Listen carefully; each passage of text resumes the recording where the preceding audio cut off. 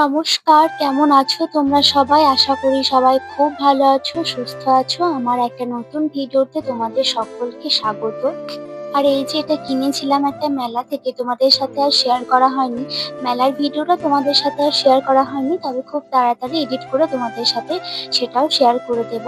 তবে এটা কিনেছিলাম, দুটো একসাথে কিনলে ভালো হতো। একটা যেহেতু কিনেছি সেহেতু কেমন একটু লাগছে। তো যাই হোক, ঘরে রয়েছে, একটু ভালো লেগেছে।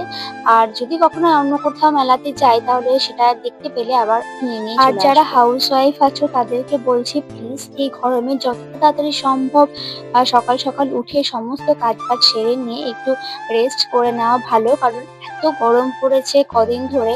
আর কি যে হয়েছে বুঝতে পারছি না। যেহেতু গ্রীষ্মকালে রাতটা ছোটই হয়, তার জন্য আমি একেবারেই সকালবেলাতে মানে উঠতে একটু দেরি হয়ে যাচ্ছে। যার কারণে দুপুরের দিকে প্রচন্ড পরিমাণে কষ্ট হচ্ছে। তো আজও সকাল সকাল যেহেতু উঠেছিলাম, তাই ভাবলাম যে তোমাদের সাথে সকালের ভিডিওটা একটু শেয়ার করি। কারণ অনেকদিন ধরেই তোমাদের সাথে ভিডিও দেবো দেবো করছি, কিন্তু আর পেরে উঠছি না। তো মাঝে মাঝে এরকম ভিডিও তোমাদের সাথে আসবে। আর এই গরমে যতটা সম্ভব বাচ্চাদেরকে একটু দেখে রাখতে হবে।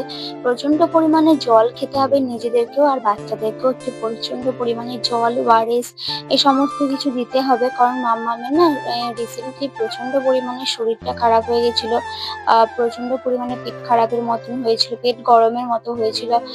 যদিও মানে বেশি কিছু হয়নি, তবে আমি প্রচন্ড ভয় পেয়ে যাচ্ছিলাম। কারণ প্রচন্ড গরমে কষ্ট পায়, প্রচন্ড এত ঘামে যে কি বলবো। তো যাই হোক, সকালে টুকটাক যে কাজগুলো ছিল বিছানা গোছানো, সেগুলো সমস্ত কাজটা করে নিচ্ছিলাম। আর ভাবছিলাম যে কিভাবে যে দুপুরের দিকে সমস্ত কাজগুলো করবো। আর যারা হাউস ওয়াইফ আছো তারা যদি আগের দিন রাতে সমস্ত কিছু ঠিক করে রাখো, মানে পরদিন সকাল থেকে তোমার কাজ বাজটা কেমন হবে, কি কি রান্না বান্না হবে, তাহলে কিন্তু অনেকটাই হেল্প হয়, সমস্তটা ইজি হয়ে যায়।